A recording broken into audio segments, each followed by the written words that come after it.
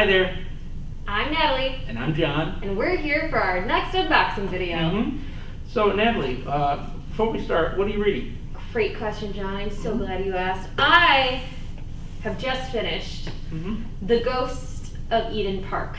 The Bootleg King, the women who pursued him, and the murder that shocked Jazz Age America. Oh, wow. Yes. It's a story about a bootlegger named George Remus from Cincinnati in the early days of Prohibition, even before Al Capone took over in Chicago, so right in that 1920 era. And it's fascinating. George Remus is a fascinating character. His wife, Imogene, and just sort of all the antics they get up to, and then what happens when George ultimately gets arrested for bootlegging. Oh, wow. So, yeah, it's a pretty intense book. A lot of good information here. Karen Abbott, she also wrote Sin in the Second City. I don't know if you ever heard of that one, but so she's a really great researcher and does a really great job of telling a good story. So if you're interested in learning more about bootlegging and the Jazz Age and fun stuff like that, definitely check this out. John, what about you? What are you reading? Well, I am reading a nonfiction book. This is called Stalin and the Scientists, A History of Triumph and Tragedy from 1905 to 1953 by Simon Ames. What it is it kind of discusses the scientific programs and the scientists that worked in the Soviet Union, both from its inception to the middle of the 50s. And pretty much one of the things that's interesting about it is there's a lot of information here that was not privy at the time. In other words, they talked to a lot of people who were on scientific committees behind the Iron Curtain. They talked to scientists from America and other countries who visited the Soviet Union. They discussed what they did right and what politics unfortunately caused some setbacks, or there was a lot of control issues because this was during the time of Joseph Stalin, and as we know, there was definitely kind of a totalitarian era throughout the whole thing that kind of diverted the course of scientific inquiry as it didn't happen in other countries. So it's very interesting, you know. So, if you're a history buff or a science buff, I definitely recommend checking it out. It must be History Month, John, because we're both reading historical novels here. Well, they're not novels, I guess. But, no, I know they read like novels, but they were... It's as good as a novel. Yeah. Sometimes truth is stranger than fiction. Exactly. All right, well, enough about that. Let's get to see what books we've got. I love unboxing day.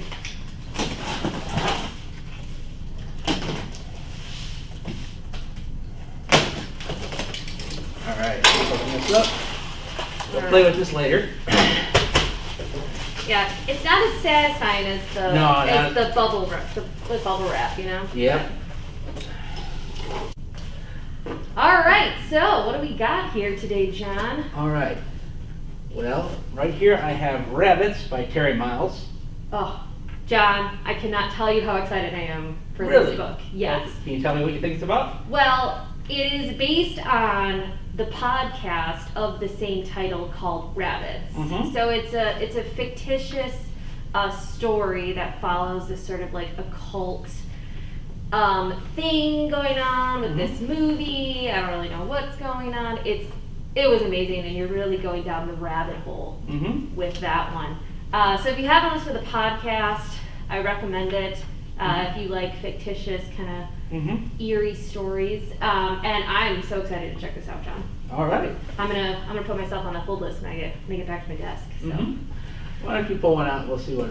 All right, here we go. All right. Everyone knows your mother is a witch. Okay. Unlike you, I did not read this one yet, so I'm just going to take a guess. Okay. I would say that this is about a fight you would have with your spouse about your mother-in-law. Yeah. Definitely, everyone knows your mother is a witch. That's the type of thing you would say when you're angry. And obviously, this is about working through your marriage problems and overcoming these as well. So it's definitely going to be a marriage advice book. John, I'm not going to dive into your personal problems, Okay. but let's see what it is about. It is a novel. So it says, the story begins in 1618 in the German duchy of Württemberg. Württemberg, yeah. The plague is spreading. The 30 Years' War has commenced. Fear and suspicion are in the air throughout the Holy Roman Empire. In the small town of Leonberg, Katharina Kepler is accused of being a witch. Oh no. Drawing on real historical documents and infused with the intensity of imagination, sly humor, and intellectual fire for which Rivka Galchin is known, Everyone Knows Your Mother is a Witch will both provoke and entertain. Neat. Sounds good. Sounds heavy. I like the purple cover too. You don't really get that bright Definitely. purple around. All right, what else we got, John? Okay. This one is called Ethel Rosenberg, An American Tragedy by Anne Seva. What do you think? Well, I think the title says it all. I think it's going to talk about Ethel Rosenberg and the trial that she faced under communist scrutiny in America. Right on the money. This was in June 1953. Julius and Ethel Rosenberg were led to death row and electrocuted moments apart because both have been convicted of a conspiracy to commit espionage for the Soviet Union, despite the fact that the U.S. government was aware that the evidence against Ethel was shaky at best and based on the perjury of her own brother. 70 years after her trial, this is the first time Ethel's story has been told with the full use of the dramatic and tragic personal letters she exchanged with her husband, her lawyer, and her psychotherapist over a 3-year period. This is a story of what happens when a government motivated by fear tramples on the rights of its citizens. Wow. I bet that's going to be an interesting read. Yeah. Yeah, the Rosenberg trial was big to do back in the day. Yeah. So definitely want to check that out if you're interested. All right. All Let's right. see what else we got. Okay. We have 1, 2, 3, or is it 1 green leaf, 2 yellow leaf, 3 red leaf? I don't know. I'm going to go with 1, 2, 3 by Lori Frankel. Lori Frankel. Thoughts, John? Well, if I remember Lori Frankel right, she wrote This Is How It Always Is. So, although my initial thought would be that this is something to do with arithmetic, I would say it's a follow-up novel to that book. Okay. See, I would have gone Dr. Seuss. 1 fish, 2 fish. Little heavy for Dr. Seuss. Probably, little thick. Little thick for Dr. Seuss. Let's see. And it is from the best-selling author of This Is How It Always Is. So let's see. In a town where nothing ever changes, suddenly everything does. Snickerdoodle. Oh, there's triplet, hence the 3. Talking about them. They have come of age watching their mother's endless fight for justice. Wow. And they are taking on a system stacked against them and uncovering mysteries buried longer than they've been alive. Wow. As she did in This Is How It Always Is, Lori Frankel has written a laugh out loud on one page, grab a tissue, the next novel. It's a roller coaster of emotions. Definitely. Wow, sounds good. Did you read This Is How It Always Is, Joe? I did not read the whole part. I've only skimmed it a little bit. Okay. All right. Well, should be interesting to check out. Looks like it'd be like a good mystery, a little family drama. Definitely check out 1, 2, 3. All right. What else we got, John? All right. We have A Study in Crimson by Robert J. Harris. Now, I see Big Ben on the cover. What do you think? Well, definitely in London, probably. I'm seeing some planes, so definitely maybe like a World War II, London, Blitzkrieg, stuff like that. Mystery for sure. Good guess. This is actually about Sherlock Holmes, but it's set in 1942. Well, howdy doody. Yep. He lived a long time. Good for him. So this brings Sherlock Holmes from the Victorian era into the dark days of World War II. As the imaginative new thriller confronts, the imaginative detective confronts the world's greatest killer. I'm screwing up. I apologize. No. The imaginative new thriller confronts the world's greatest detective with a killer emulating the murders of Jack the Ripper. Oh, Snickerdoodle. Yeah.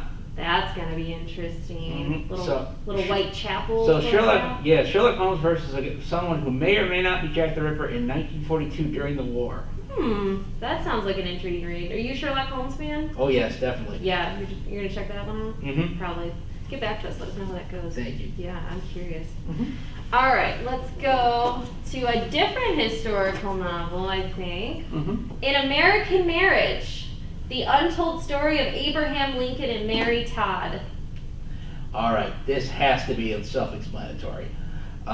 This has to be a history book about the relationship between Lincoln and Mary Todd during the years from, I would say, from the time they met to the time they married, the raising of their sons, and through the Civil War up to the moment of his death, which I believe she was present for at Ford's Theater. Indeed she was. And, growing up, I used to go to a restaurant called Mary Todd's. No kidding. And it was great because they would give you a coloring sheet of Abraham Lincoln, like chopping a log. It was great. I love that. It's no longer there, but it was good. All right, let's see. Tells the poignant story of Abraham Lincoln's marriage to Mary Todd. It says Abraham Lincoln was apparently one of those men who regarded connubial bliss as an untenable fantasy. During the Civil War, he pardoned a Union soldier who deserted the army to return home to wed his sweetheart. As the president signed a document sparing the soldier's life, Lincoln said, "I want to punish the young man. Probably in less than a year, he will wish I had withheld the pardon." Ooh, a little burn there from Abraham Lincoln. So well, you gotta keep your humor up during those dark times. Yeah. Says apparently Lincoln had good reason to regret his marriage to Mary Todd. This revealing narrative shows that as First Lady, Mary Todd Lincoln accepted bribes and kickbacks, sold permits and pardons, engaged in extortion, and peddled influence. Wow, she does not come off well in this book. Oh, snickerdoodle. Perhaps surprisingly, the 5'2" Mrs. Lincoln often physically abused her 6'4" husband. Oh boy. Wow. There's a lot of dark secrets being revealed here. Yeah. Dang. All right. Well, if you want to learn a little bit more about the dark side of the Lincoln family, this is definitely something you're going to want to check out. Yeah. Man, I want to learn more about that. All right. All right, I've got one last one. Okay. This is called The Bones of Hilo by Eric Redmond. And I can see what looks like it might be some sort of storm, and it looks like palm trees. What do you think? Well, Hilo sounds Hawaiian, but that doesn't look like fun Hawaii, like Mai Tai Hawaii. That looks like ominous, like Hawaii 5-0 investigation. Yeah, that's pretty dramatic. Little ominous, if you will. So what is it about, John? All right. Well, it says here, from Hawaii's Big Island to the wilds of Washington's North Cascades, a novice detective uncovers a hoard of ancient secrets and the heart of a grisly murder. A young and experienced detective from the white working class side of Hawaii's Big Island, Kawika Wong, faces an uphill battle to gain the perspective of his more seasoned colleagues.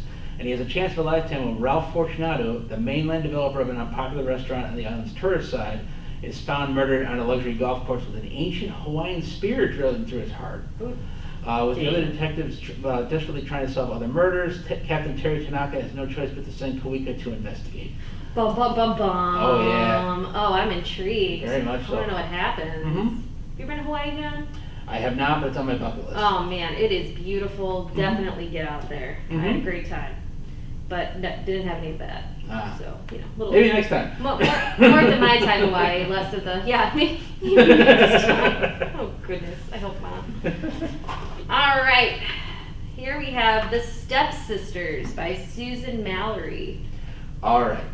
Now, we're going to cut the jokes here for one moment. This obviously is going to be some domestic fiction between two stepsisters. But since they're facing away from each other, I imagine that this is about a long-standing argument. Okay, now, if they're anything like the siblings I know, it's probably over something pretty petty. Okay. But we'll see what it actually is about. You never know when it comes to sisters. I have one of my own. Sorry, Lisa. Once upon a time, when her dad married Sage's mom, Daisy was thrilled to get a bright and shiny new sister. But Sage was beautiful and popular, everything Daisy was not, and she made sure Daisy knew it. Oh boy, 18 years, 2 kids, and 1 troubled marriage later, Daisy never expects or wants to see Sage again. Snickerdoodle. But when little sister they have in common needs them both, they put aside their differences to care for Cassidy. As long buried truths are revealed, no one is more surprised than they when friendship blossoms. Oh, that's nice. Oh, I can tell this is going to be a heartwarming, probably going to need some tissues. Oh, definitely good for the beach, don't you think? Yep.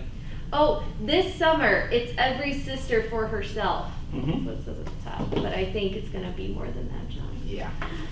All right, well, I'm fresh out. You All fresh right. out? Yep, nothing here. Oh, well, until next time, thanks for stopping by. Thank you, and we'll see you again. Bye. Bye.